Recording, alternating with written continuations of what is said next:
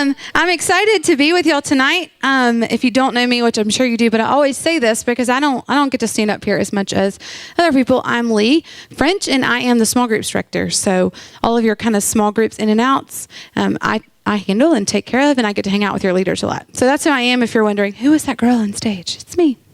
I have heard wonderful things about your time with Derek. I know that he has been speaking incredible words in here. Would you affirm that? Like, is he doing amazing things?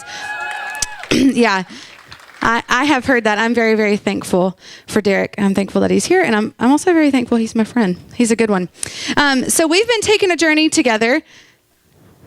We've been learning about this guy named Paul. Yeah.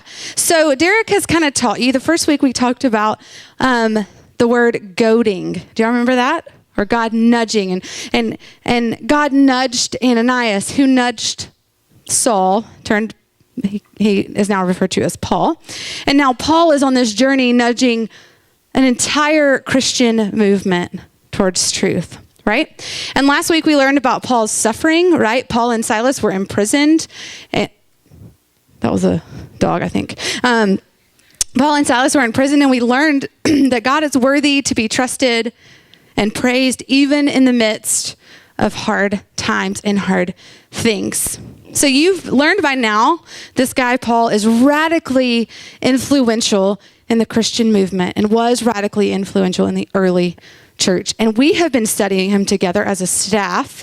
We've been learning about Paul, and I love it. Like, I am learning so much, and I think he was this incredible dude. He had a terrible attitude. There are so many things we can relate to with Paul. But I have learned so much, and I'm excited to carry on what Derek has kind of started with you guys. But y'all got to listen up, all right? So in thinking about all that you've learned, I want you to stop and just think, well, what was Paul's motivation for his missionary journey or for this transformation? What started it? What was the meaning? What was at the root of this call on his life? And if I had to answer that, I would say it's love. I think it's love. Paul encountered God's love in the form of God's grace on his life because he was what? What was Saul doing? Persecuting Christians, right? But by God's grace, now Paul is a messenger of truth. That's good news for those of us who don't have it all together, that God can still use us. So God's love has gripped on to Paul, and it won't let go. And now Paul will stop at nothing until everybody else can encounter this love. So he travels from his home, and I don't know how Derek got into this, but he goes from like Tarsus, which is where he's from, to Antioch, to Jerusalem, to Macedonia, to Achaia. Tonight we're going to find him in Corinth, all these big words that you care nothing about. But he's traveling, like his Fitbit would be blowing up. He is traveling and logging a lot of miles on foot and in water. Okay, so and thousands and thousands and thousands of years later, after that journey, after the steps he's taken, we're still being impacted by his messages. And to me, that means it meant something. Like, there was weight. Those were good words. They still follow us and teach us today. We still get to learn from him. And for me, I think it all boils down to this, that we are called to love. Now, I want you to take a second and think about the things that you love. Okay, can you shout some of them out? This is the only time we'll shout stuff out. Food. Gideon? Yeah. Okay, well, I love my dogs. Swimming. Starbucks. Who's got Starbucks affection in there? A lot of you. Derek is raising both hands. Yeah. Okay, that's good. I love dogs. My dogs. I love cheese dip. Anybody? Queso? Yeah. I love my husband. Oh, none of these are in order, right? I would put cheese dip first and then I'm just kidding. But that's not the kind of love that I'm talking about. And that's not the love that Paul was talking about. It's not emotional love. It's agape love. Have you guys heard of the word agape before? Yeah. Yeah, that's right. You'll have a Lee. Yeah, okay, agape choir. So agape is a Greek word, and this is what it means. It's a meaning of love, and it's the highest form of love. It is the love of God for man. Hey, y'all, listen up. And the love of man for God, the very highest form of love.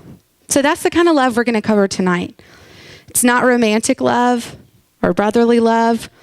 We're talking about a love that stands despite our circumstances. So we're going to spend a little time tonight hanging out in the love chapter of the Bible. Anybody know what it is? Yep. 1 Corinthians 13. Okay?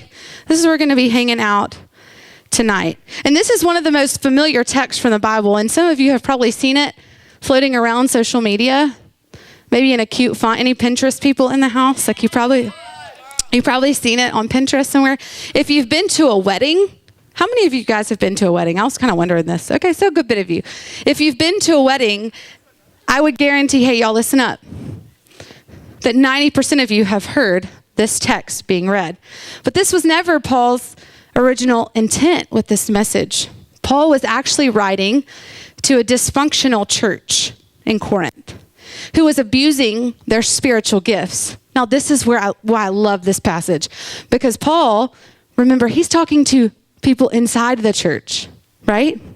He's talking to people who know truth when he talks about this text. So not that I don't think it's been not beneficial for non-believers, but this message was from me and you, the church-going folk, people who think we have it together, who know what we're supposed to do. This message is meant for us. So he uses this passage to challenge the motives of the people in this church. And checking motives sucks. Like it is the worst if someone checks your motives. But Paul is relentless. And he says, love is moving. It is an action. It is not an emotion. And so Paul wants these crazies in Corinth, he wants them to stop playing church. He wants them to stop acting like they have it all together. He wants them to stop doing things out of religious obligation. He wants them to stop checking spiritual boxes. And rather, he wants them to step in to a place of love. That love is seen, love is experienced, and love is demonstrated. Okay? That's a dangerous, dangerous kind of love, because it is contrary to everything in our culture. We honor feelings above everything. I know I do. But as we study this passage, you'll realize there's no emphasis on personal feeling. So what is love? So let's dig into this together. Verses 1 through 3, that's going to be the top paragraph, or we're going to go verses 1 and 2 first. That's the first paragraph. All right, if I speak in the tongues of men or of angels, but I do not have love, I am only a resounding gong or a clanging cymbal. If I have the gifts of prophecy and can fathom all mysteries and all knowledge, and if I have faith that can move mountains, but I don't have love, I am nothing. Love is greater than any spiritual gift. Gifts of the Spirit are awesome. In fact, right before this passage, that's what Paul is talking about. But they can be used divisively. And if you're just talking to talk and there's no love behind it, if I stand up here and preach and there's no love behind what I'm saying, I am literally just making noise. You ever been around somebody who talks and it just sounds like all they're doing is making noise? Right? Using your spiritual gift without love, you're just a clanging cymbal. You're just a nuisance. All right. Hey, girls up front, I want y'all to listen up, okay? Verse 3. If I give all I possess to the poor, and I give over my body to hardship, that I might boast, but I don't have love, I gain nothing. This is a hard one because it's a little uncomfortable, because it calls into question things that we believe are holy and good. Giving to the poor, a good thing, right? Dying for your faith, suffering for your faith, holy and good. But without love, complete waste of time. Complete waste of time. It would have been a waste of time for Paul and Silas to sit in jail just to prove they could endure it. But instead they did what? They praised God, right? Without love, we can say nothing and be nothing and gain nothing. And I have a question. Are what we're doing here at Bumsey, are we doing it out of a genuine love for people? That's hard. Or do we show up here out of obligation because it's just something we do on Sunday nights? Do I just show up and do my work because this is where I get my paycheck? Or do I do it out of genuine love for God's people and for God? I think that's a question we have to ask ourselves. I don't always have the best intentions. You and I know that love is important. It's the wheels on the car, right? A wheelless car just sitting there, not cool, pointless. A person who has incredible athletic ability, but no discipline or no motivation, worthless, right? I don't mean that to be mean, but you're not doing anything with the gift that you've been given. Going on a mission trip, just so you can put it on a college application, not done out of love. That's for me and for you. Deeds without faith, talking about God's love without being God's love for God's people, pointless. So how do we do it? How do we love? Well, I'm glad you asked. Paul is going to give us the answer in this text, and he's going to tell us what it is and what it's not. And he says, you'll know it when you see it. You'll know real love when you see it. Let's go to the next part. I'm going to take this line by line and walk through it. So know that part of the time I'll be reading the text and part of the time I'm just going to comment on it, okay? I don't want you to get lost. So the kicker right off the bat, right? Love is patient. Ugh. There are two words in the Greek language to represent patient. One has to do with patience in circumstances, and one has to do with patience with people. Patience with people is the one that Paul is talking about in this scripture. Agape love doesn't run out of patience with people. Yikes. Love is kind, a genuine goodness towards people. But not always just giving them what they want. Let's be clear that kindness is not laying yourself down and letting people walk all over you. Sometimes it's making an addict face their demons, face what they're struggling with. Sometimes it's standing up for someone when another person is going to get hurt. That's kindness. Love is kind. Love does not envy. Love is not jealous. Jealousy and love cannot coexist. I went through a season when I was getting out of graduate school and I was looking for a job, and I kid you not, I probably went on 15 interviews and nothing was happening. And I was so defeated and so discouraged. And I remember I was sitting with a friend and we were talking, and I was kind of telling him, I'm like, can you believe this? Like, I've been on 15, she went on 2, she already has a job. I was just mad. And I'll never forget what he said to me. And I still think about this person on a daily basis, honestly. He said, have you prayed to God and just given him thanks for what he's done in the life of your friends? Have you told him thanks for giving your friends jobs? No, I haven't, because I'm bitter and I'm jealous. But that has stuck in my mind for so long. Love is not jealous. Love does not boast. Love isn't big-headed. Love is big-hearted. Insecure people brag. Godly love assures us who we are and whose we are. Godly love is not proud. It doesn't think of ourselves better than other people. It doesn't use people as stepping stones to climb your way to the top.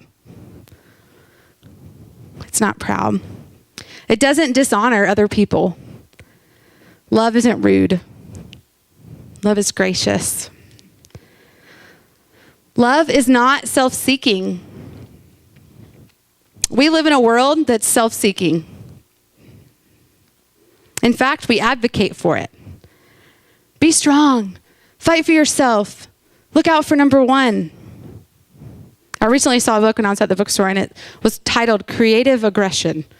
Like how to be creatively aggressive with people to get what you want. Interesting. We have a whole market that urges us to take care of ourselves, to put ourselves above other people. And love listens. Love doesn't always need its point to be heard. Love is not easily angered. It's not provoked. It's not reactionary. It doesn't let people get under your skin. Ouch. That was a hard one for me to read. It keeps no record of wrongs. It doesn't hold any grudges. Love does not delight in evil. Just admit it. Is there anybody in the room who gets just secretly just feels good when other people fail or mess up? It's all right. You can say it. I mean, yeah. Okay. Some of you, I know you're you feel embarrassed, but I see your hand kind of coming up. Love doesn't delight in evil. Love doesn't delight when other people hurt. We don't get pleasure when other people fail. That's not love. Love rejoices with truth. It always protects. It always trusts. It always hopes. And it always perseveres. Love bears all things. That phrase comes from a Greek word that means to cover something. Bears all things. It covers things. And in 1 Peter, you remember the saying goes, love covers a multitude of sin. Love takes on and replaces sin. That's powerful. That's really powerful.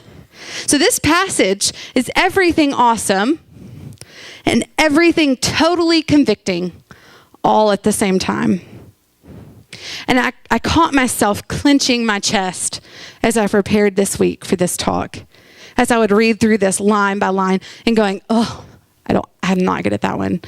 Oh, Tuesday, no, I'm not good at that one either. I mean, it was hard for me to go through these line by line. Because here's the deal. I want you to do this with me. I want you to try to replace the word love with your name. So on your own, just kind of read through this. Lee is patient. Lee is kind. Lee does not envy. Wrong. Lee does not boast. Lee is not proud. Grace does not dishonor others. Tate is not self-seeking. David is not easily angered. Cass keeps no record of wrongs. Herschel does not delight in evil, but rejoices with truth. It's hard when you start putting your name in these slots, how real this passage gets, right? Take a minute and look at that. Do you always protect? Do you always trust? Are you always patient or kind? No. And in fact, I think I fail at every single one of these. It's a difficult task to live up to. This kind of love requires immense sacrifice and self-discipline. It requires being different. It requires standing out. See, this kind of love, it means forgiveness to the person who totally does not deserve it. It means not holding a grudge against the person that hurt you. It means putting up with the annoying guy or girl that nobody else will like. It means inviting and including everyone to be a part. It means humbly sharing your gifts and your talents without seeking affirmation or attention to make yourself feel worthy or loved. It means to look out for the guy or the girl that sits alone at lunch, the one you don't want to risk talking to because other people will see you. Love doesn't care what other people think. Love doesn't judge. Love doesn't scroll through Instagram wishing they were somebody other than themselves. Love doesn't make other people the butt of jokes. Love doesn't run out of patience with your mom or your dad or your brother or your husband. Love doesn't, I added that part at the end. Love doesn't give up on people when they disappoint you. Love goes the extra mile to protect someone else's reputation. Love notices when other people are hurting. Love stands up against the bully, against the racist and the small-minded, while still loving the bully, the racist, and the small-minded. Love trusts people, and love goes the extra mile. And that kind of love changed the whole world. And I'm not even saying that in a poetic or inspirational sense. It literally has the potential to change everything. One of my favorite things that we read as we studied this together as a staff, as Paul moved and traveled, the economy was greatly impacted by his ministry. Okay? So they spent their money differently. They saw things differently. Things became less important and more important in their culture and in their world. Politics changed. In Ephesus, there were some artisans. If you know what artisans are, they're like making art, like crafts and stuff in the town of Ephesus. And they tried to kick Paul out of town. Why? Because Paul ruined their business. You see, they used to make the idols that people would worship, the little idols. Well, when the gospel comes to town, when the truth comes to town, what does it get rid of? Idols. So these people didn't need them anymore. The artisans went out of business. Love changes everything. That's the power that it has. Is your world, is my world, that's the question I have to ask myself, changing? Is your love and my love changing the world? Jesus said, and we sing in choir, they'll know we're Christians by our love. Is your love obvious? We can take this passage and we can run with it. And we will undoubtedly fail, but it's worth a shot. And guess what? You know how we put our name into that passage? Now check it out. Let's put Jesus in there. Jesus is patient and Jesus is kind. He does not envy. He does not boast. He does not dishonor others. He is not self-seeking or easily angered. Jesus keeps no record of wrongs. Jesus does not delight in evil, but rejoices with the truth. Jesus always protects, always trusts, always hopes, and always perseveres. All of it rings true when you change the name.